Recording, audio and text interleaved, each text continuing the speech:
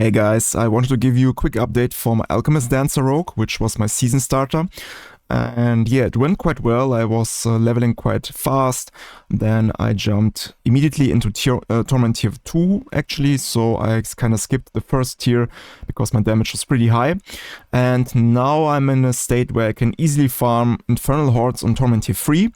I could also theoretically farm then on tier 4 because the monsters itself are not a problem at all.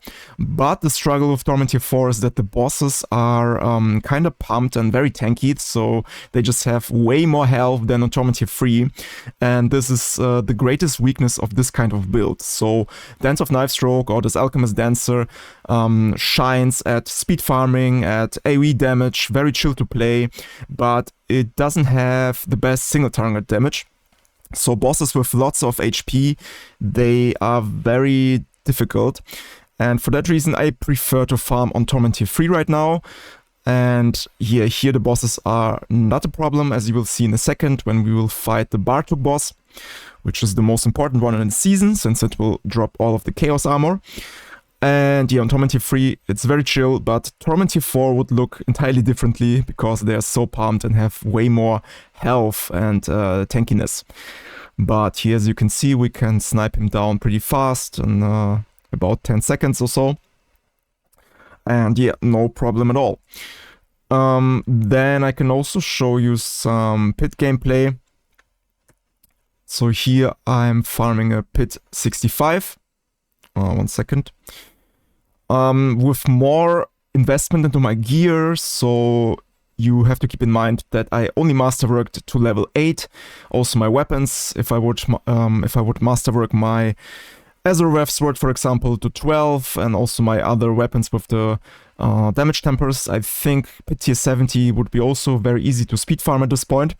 But since I did not invest that much into my gear currently, and also I'm running only 4 glyphs in my Paragon board, I have not unlocked all glyphs yet.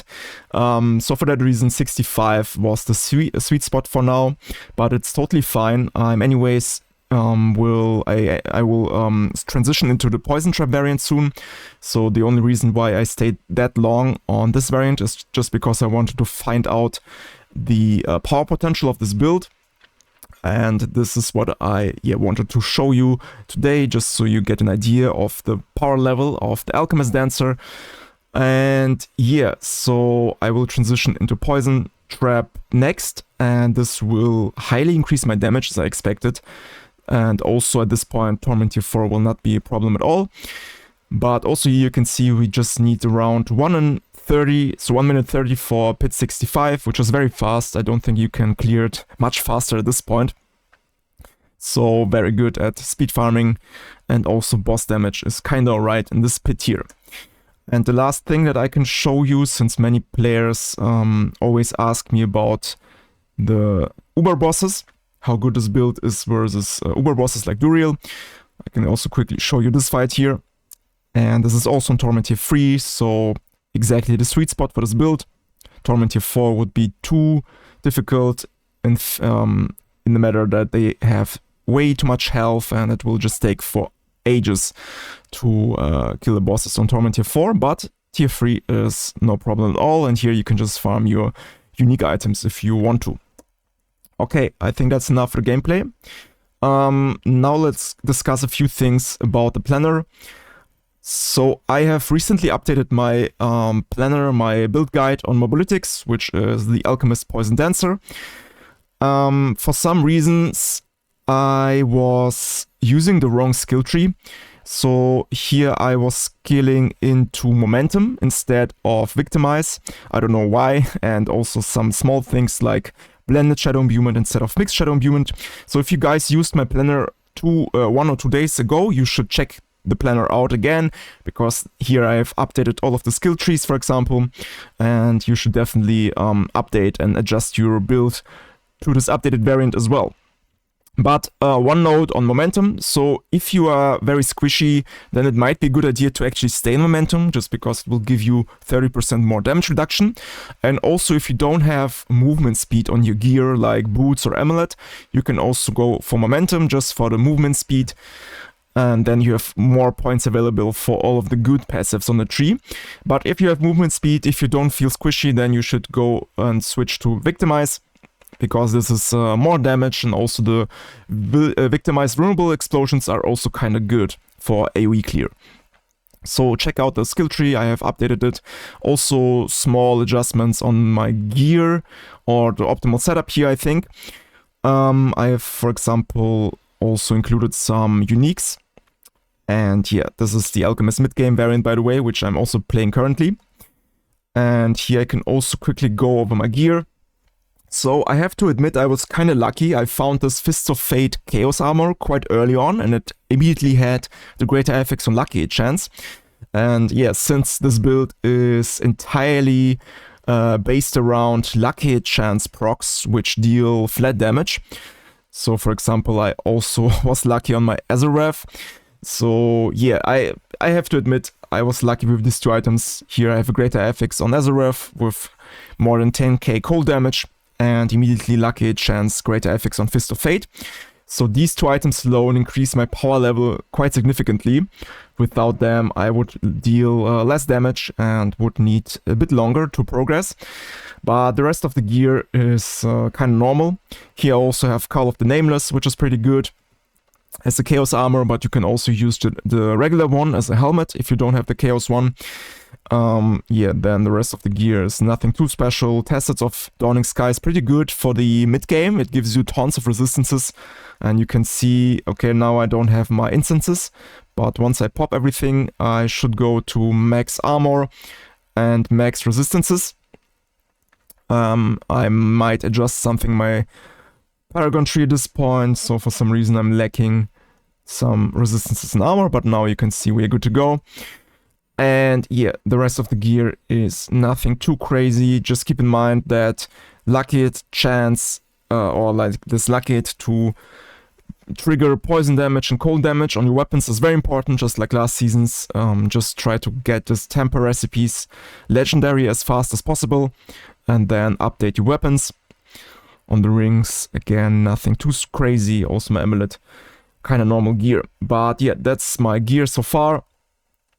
Playing with Inner Sight. Also, we have this new Paragon technology. Maybe you saw it already on YouTube from other creators like Vodijo. So here the strategy for mid-game leveling is we rush into these legendary nodes just because they are so powerful. So each of them basically give us 50% more damage, and this is way better than any glyph in the game. So you just want to rush for this legendary nodes here. For example, on Cheap Shot board, because the glyph is very nearby, you can also just take the glyph, something like control for 20% more damage. But then again, you just rush into Dance Macabre, and then you rush into Exploit Weakness. And after you have all of this legendary nodes, you can start thinking about the glyphs and just go and pick up some more glyphs here on this board. And like I mentioned, I'm still missing my 5th glyph actually. Yeah, that's kind of the strategy for progression. And the last things I want to discuss here are the runes. As you can see in my build guide, I have Ahu Quax and Neo Q as the optimal rune setup. I still did not find a Q rune, which is kind of sad because it would give me barrier, which is very important since I'm also playing with Conceited Aspect, which gives me more damage while I have a barrier. But at least I was able to find the Quax rune, which also gives me barrier because we are spending resources. And we have this second win passive on the rogue tree, which gives us barrier after spending resources. So for that reason, at least I found a Quax rune, but I still did not find Ahu rune. And Ahu rune is very good rune. It's the most important rune for the setup because it will trigger Quax quite frequently. So some rune combinations that you can go instead if you're lacking a Quax, Q, or Ahu is you can do, for example, Back in Quax. Back is also a legendary rune, so it's also unlikely that you will find one, but once I got one, I just used it immediately. But instead of Buck, you can also use something like Neo. You can use something like Knock, or you can even use something like Yax. This is also a very good alternative for the mid game.